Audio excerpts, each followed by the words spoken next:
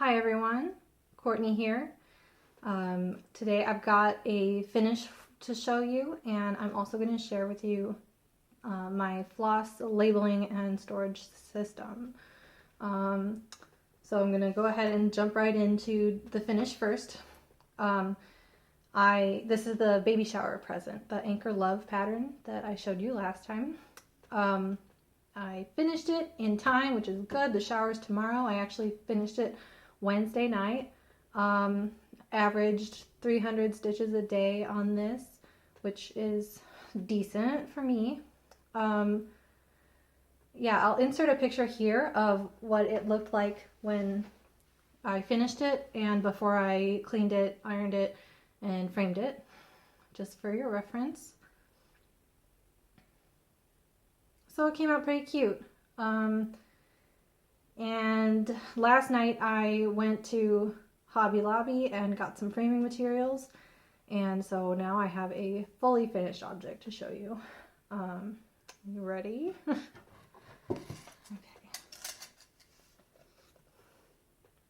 There it is. Anchor Love, ready to be wrapped and taken off to the baby shower to be given as a present. The frame, like I said, came from Hobby Lobby. It was $20 but 50% off, so I paid $10 for it, which I thought was awesome. It's so beautiful. It actually was an empty frame, just the frame. No other like backer or glass or anything. There actually isn't glass on this right now. Maybe you can tell that. There kind of wasn't room for the glass. And also I kind of wanted a more tactile experience. I think cross stitch does look good exposed, I guess. You do have to dust it then, but one of the wonderful things about cross stitch is its texture, I think. So without the glass, you're better able to appreciate that. So I framed this myself using the techniques that I learned from Tara C. She posted a 2-part video series about framing needlework, and I'll link to that down below. But they're very long videos. I definitely recommend watching them. But I'll go through really quick what I actually did, just so that you know that. And then if you want more information about how to do this, you can go and watch her videos. So, like I said, I got an empty frame from Hobby Lobby. The other things I purchased yesterday were craft paper. It comes in a roll like this, a roll of brown. This was actually called project paper. I think this was $6. I probably could have gotten it for cheaper at Walmart if I had been willing to go and make a separate trip to Walmart, but I wasn't, so I just got it there. But brown craft paper. I think this is like 30 feet of paper. I also use this to wrap all my presents because it gives us nice vintage look. You know, brown paper packages tied up with string and all that. So I use this a lot for various types of things, but this is what I use for the backing of the frame. Then I also bought, for the mounting, I bought a piece of foam core. This is like poster board, sort of. It has 2 layers of paper on the outsides and then a layer of foam on the inside. This was $2.99 at Hobby Lobby. And you can see I cut a piece out to go inside the frame. And I also purchased some pins. These are called bridle and lace pins. And they are very small. The head of them is very small, which is important so that when you pin your needlework to the foam core, the head of the pin doesn't actually take up any room, and so the whole thing can still fit inside the frame. So I bought these. These were $2.99 for the box. I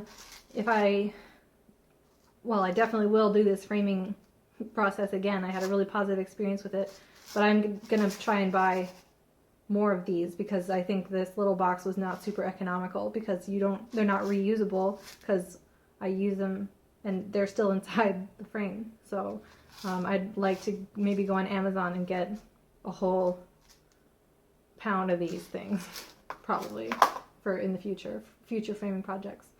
Did I say this was $2.99? And also $2.99 double stick tape. That was the last thing I needed that I didn't have. Things that I needed but I did have for this project include a thimble for pushing the pins into the foam core, because otherwise, with how small the heads of those pins are, it'll start to kind of hurt your finger. A measuring tape, a utility knife or razor blade, or like an X-Acto knife. This is for cutting the foam core and the craft paper. A square,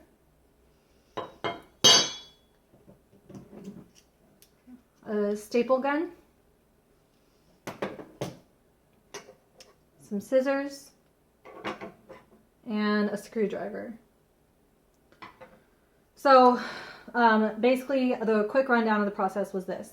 I got the frame and it had nothing in it or behind it except for it did have these hardwares on it already screwed into the back, but of course there was no backing there, so I actually unscrewed the hardware and took that off temporarily. It just left the holes in it because I knew I would put the backing on and then put the hardware back on over it. Then I cut out a piece of foam core that fit exactly inside the bigger part of the frame. It fit exactly in the back part of the frame. This is an 8x10 frame, so I think I cut it 8 1/16 by 10 1/16. And then I forgot to tell you also, I washed my project.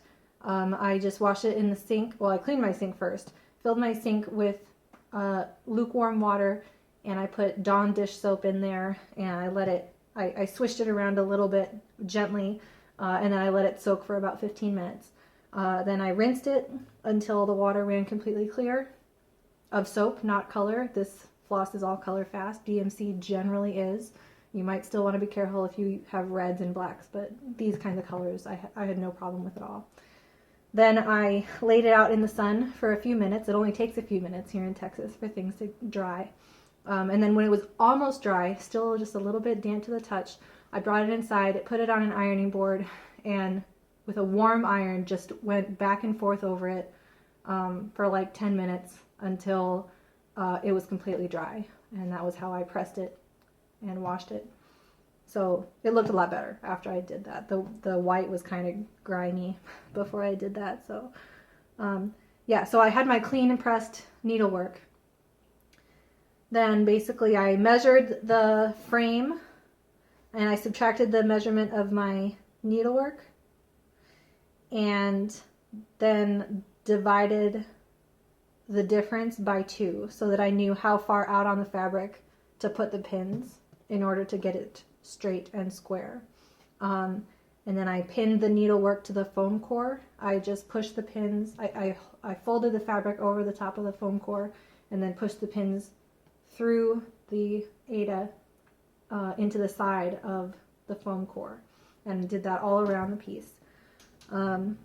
Then basically I put that in and then I cut this piece of craft paper to match exactly the size of the back. I put double stick tape all around the edges of the back of the frame and I stuck the craft paper to it using the double stick tape. Then I put the hardware back on and there you go. So I actually didn't really have room for glass in here anyway, but I wasn't really interested in putting glass in it, so that worked out this time. But if you want to put glass or a mat board, Tara C in her videos talks a lot about how to get a mat board in here and looking nice.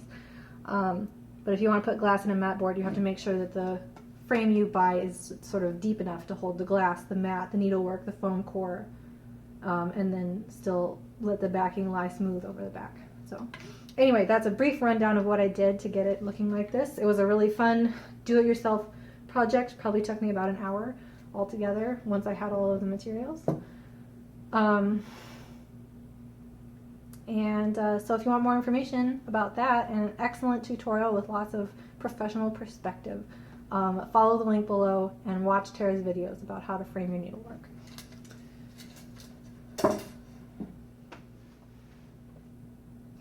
Okay, part 2 of this video, floss, labeling, and storage. Alright, the actual storage part of my floss system is not super interesting. I just have 2 of these floss boxes. You can get them pretty much at any craft store, Michael's, Joann, Hobby Lobby, or whatever. They're just plastic. Most of you probably have some of these. This is the entirety of my floss. I have no specialty floss at all, no silk or anything. I've never stitched with any of that. I want to in the future, but this system so far is only for DMC. So keep that in mind. You're not going to see any interesting floss in here, really. So these kind of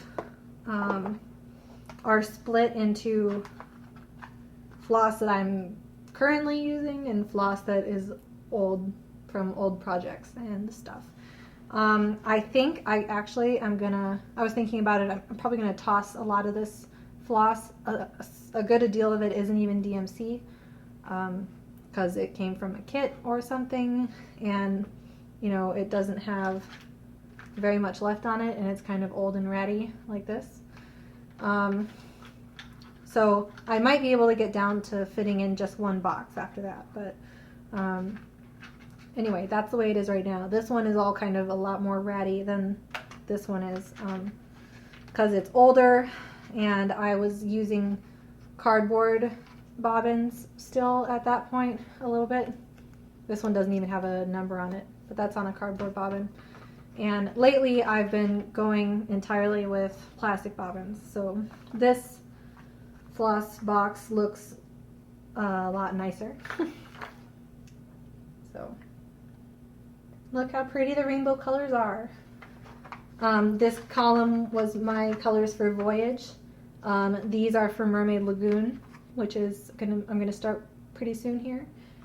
These colors are for my grapes. So yeah, and then there's some white and purple from the Anchor Love. Oh, by the way, I think I didn't mention, but you probably noticed that on Anchor Love, I did end up using DMC Light Effects on the boat in this block. So I love that it's sparkly, and I think it did balance out the sparkle in the anchor quite nicely. However, I am somewhat disappointed that the purple light effects that I chose, this one, which is number E155, I think it's called Amethyst, is slightly darker purple, purplier purple than the floss that I was using. This one looks kind of more pink. So because to stitch the boat, I blended one strand of E155 with one strand of 554. The boat came out looking a slightly different color than the rest of the purple in the design. So I think it still looks good, but I hope that the baby's mom still likes it, but I wish it was a little bit closer, and I didn't realize that it was going to look that different. But I still don't think I would change it though, because I like the sparkle. And it's still purple. So anyway, yeah. Okay, sorry, back to floss. Yeah, so that's really the entirety of my storage system. I also keep my Thread Heaven in here. I have extra bobbins. I have extra needles and some floss that I haven't put on bobbins in this big pocket. And I keep my orts down here. If you're new to FlossTube, ort is ORT, which stands for Old Ready Thread, I'm pretty sure. When this kind of gets full enough, I just throw it away. It's kind of funny, you can see my Voyage orts on the bottom, and then my Anchor Love orts on the top. Okay. So, but what I really wanted to talk to you today about was my labeling. That I think is sort of the unique thing about my storage system. So you can see, especially in these rows, how nicely labeled they are. I do keep my floss on its side. Some people like to have the bobbin standing up like this so that they can see the numbers straight on the top. But I find I'm still able to read the numbers just fine when they're in the left-hand corner like this. It's still easy for me to find what number I want, and I can see the rainbow colors of the floss. I think it's really attractive that way. So if you want to find out how I did this labeling, go ahead and keep watching. So I used to write the number with a Sharpie. This is I think a pen on a cardboard bobbin, which works okay. I wrote this one by hand, 815. This is on a plastic bobbin, and you can maybe see that the ink kind of beads up on the plastic bobbin. So I never really liked that. I think this was written with a felt tip pen. Sharpie can look okay on plastic bobbins, but I never have liked how not uniform it is. If I don't have the exact same pen writing all of them, they look different in the box. I don't like that. I don't like when the ink smears. You have to wait a long time on the plastic bobbins for it to dry. I wanted something that was printed on the bobbin. I don't have a label maker. That's a great solution for people if you have a label maker, if you're willing to go out and buy one. I don't have one, didn't want to buy one just for this. Another solution that's already out there is the DMC stickers. I'll insert a picture here of what those look like. They come in a package at like your Joann or Michael's, and there's like a sticker for every single DMC number in that packet. I really like that idea, except that I don't have all the DMC colors, so I'd have a bunch of extra stickers, and I do have multiples of some of the DMC colors, like 3865. I have a ton of this stuff. And so I wanted a solution where I didn't have to buy multiple packs of stickers to get like multiples of the one sticker I have a lot of. So I wanted to do something different. And so what I eventually ended up coming up with was this. And maybe you have guessed by now what these are. These labels actually are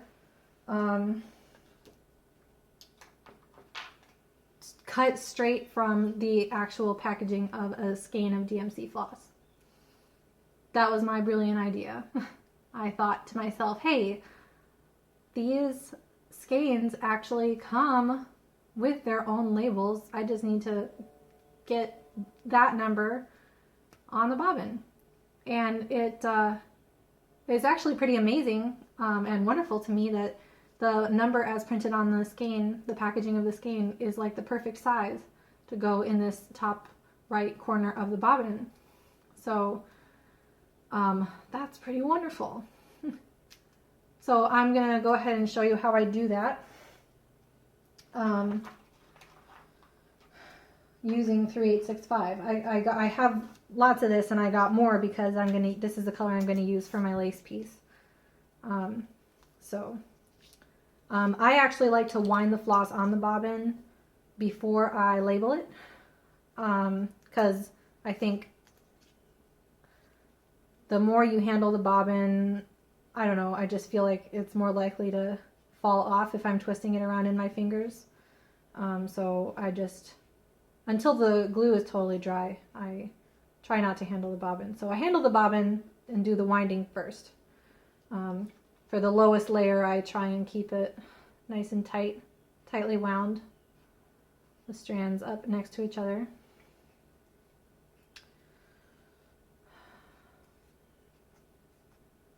Sorry, this part might be a little bit boring. But then when I'm going back, I kind of go a little bit faster. I don't feel the need to cover it as well. I don't know why that is. It's just the way I wind floss. I've also never felt the need for a bobbin winder. I feel like my hands work just fine for that. And I can put the floss exactly where I want it to go. One note is that this labeling system I'm going to show you is a little bit labor intensive. Certainly takes a little bit more time than writing the number on or sticking a sticker on. So if you have the entire DMC collection to do, I don't know if you want to do it this way, but I'm one of those stitchers who only buys materials as I need them, so I only have a few skeins, a few new skeins at a time to do, and so it works fine for me. So I got all my Voyage colors at the same time, Voyage and Mermaid Lagoon colors. So I did like all of these at the same time, and it took me a couple hours. So got a little sick of it that time. But if you're only doing 5 or 6 at a time, it's not too bad. Okay, got your floss wound on the bobbin. Now you take the packaging and your scissors and you cut the number out. Try to get as close to the number as possible so that it will be small enough to fit on the bobbin.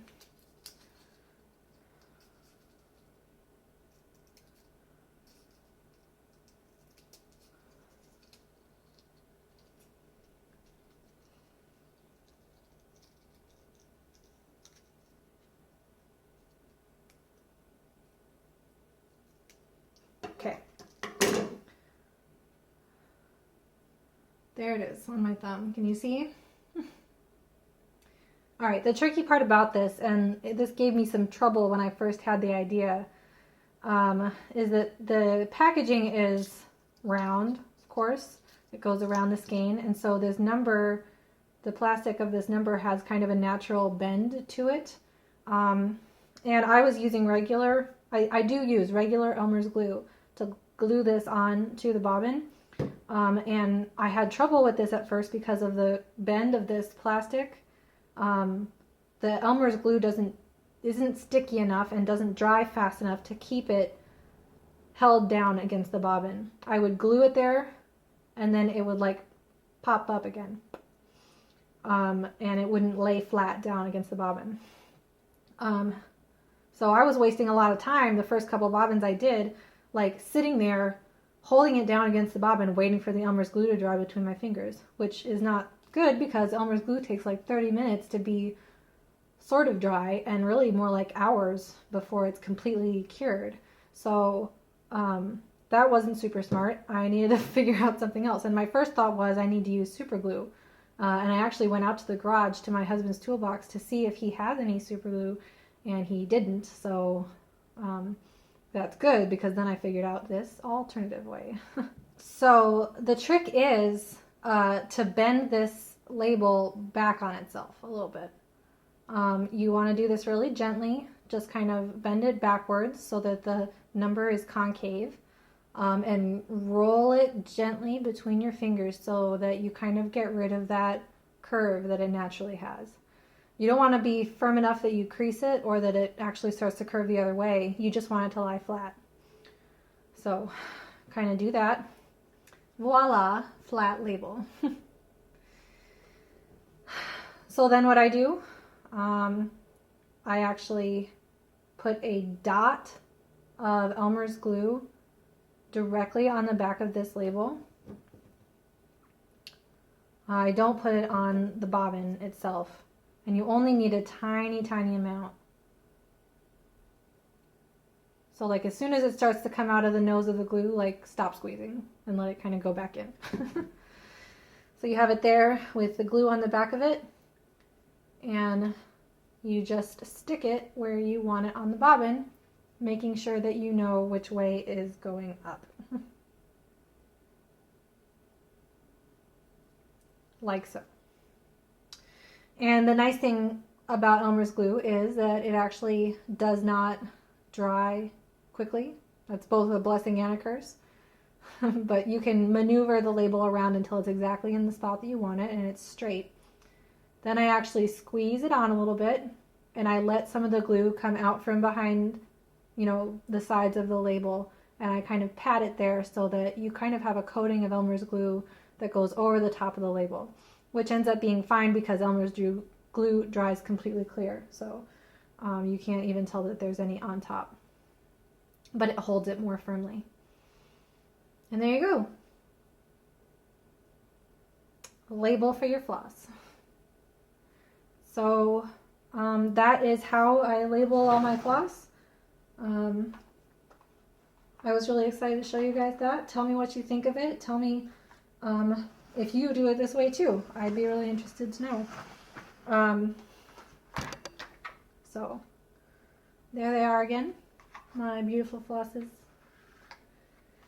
I do recommend waiting like half an hour at least for that label to dry before you really handle the bobbin again and put it back in storage and start stitching with it. So you know, be careful because it'll still move around for several minutes after you put it on there. But that's my labeling solution, and I love it because it's free.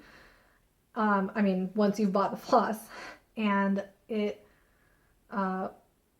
produces exactly as many labels as I need.